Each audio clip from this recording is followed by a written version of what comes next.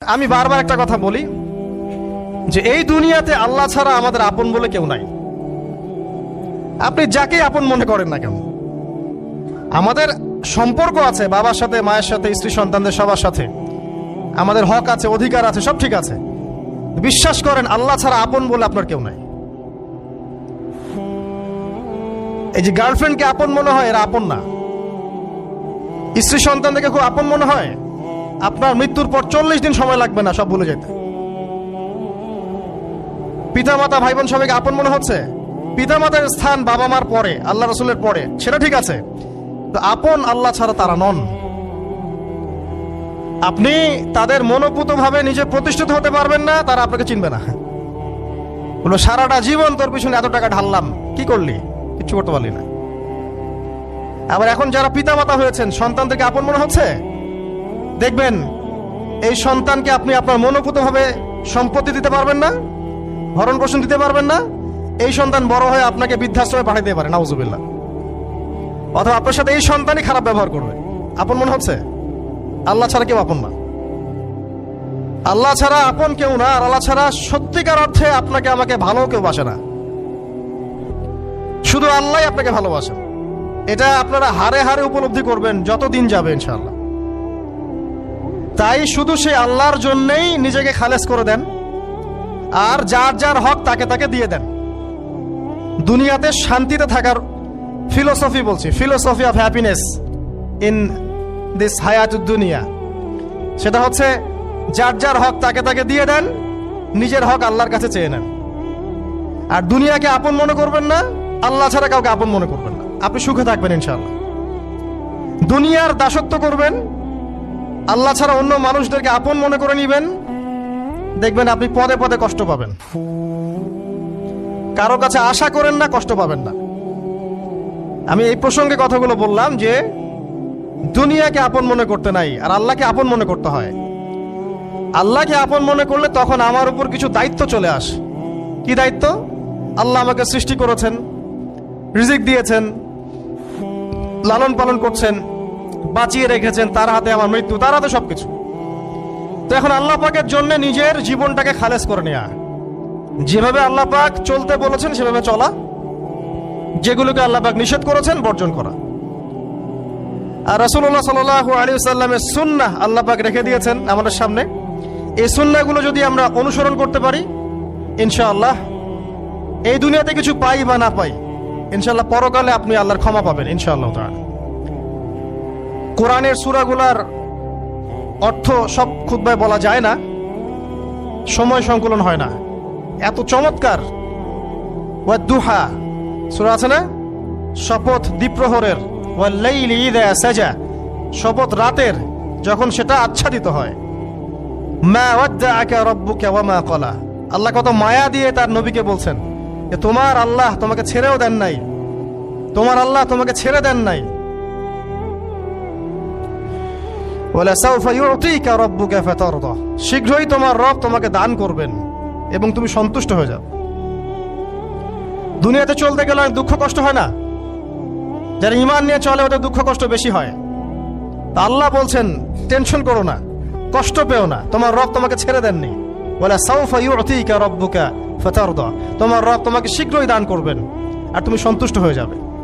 আলাম ইয়াজিদকা ইয়াতীমান ফাআওয়া, আল্লাহ বলছেন আল্লাহ কি তোমাকে ইয়েতিম রূপে পাননি? এরপর আল্লাহ কি তোমাকে প্রতিপালন করে বড় করেননি? ওয়াজাদাকা দাল্লান ফাহাদা, আল্লাহ কি তোমাকে পথভ্রষ্ট পান নাই? তোমাকে আল্লাহ পাক হেদায়েত দেন নাই?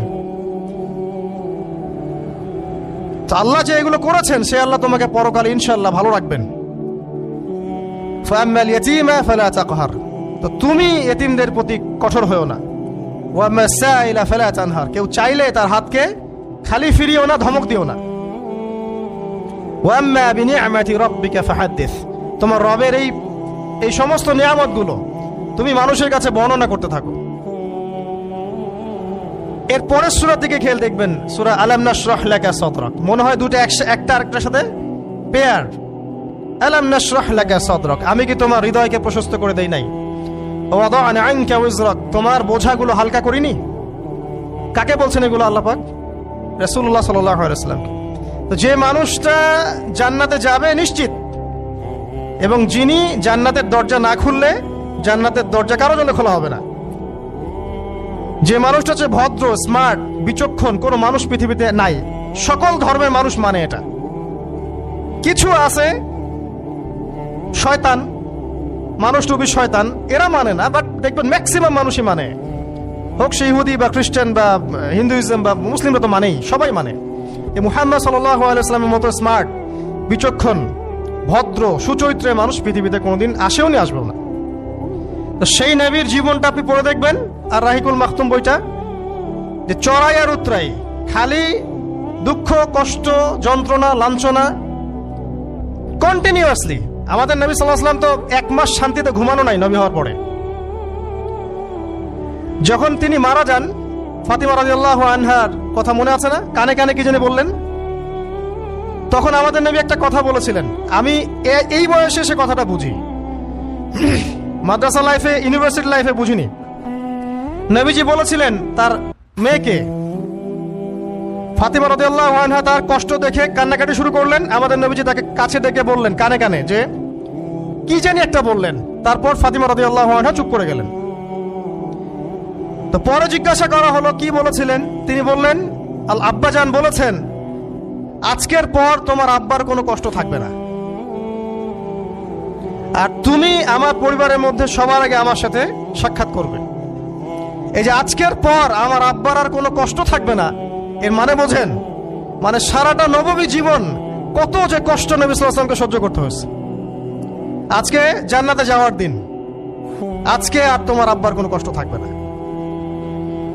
এই মানুষটার যদি এই অবস্থা হয়, তাহলে আমরা কি?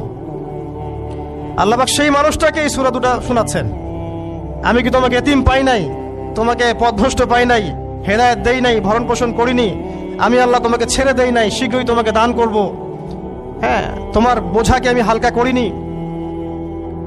ফাইন্না মাআল উসরি ইউসরা, ইন্না মাআল ইউসরি ইউসরা, কষ্টের সাথেই স্বস্তি আছে, নিশ্চয়ই কষ্টের সাথেই স্বস্তি আছে।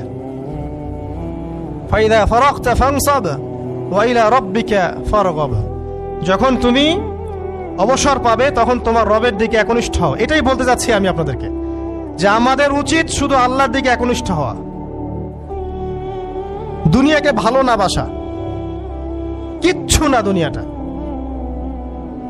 আমার চেয়ে ভালো আপনারা এটা জানেন না, কিচ্ছু না দুনিয়াটা, মানে মুহূর্তে ডিজাস্টার হয়ে যেতে পারে। আর যাদেরকে নিয়ে এই দুনিয়া, আমাদের মা বাবা, ভাই বোন, আত্মীয় স্বজন, স্ত্রী সন্তান, এরা সবাই যে যার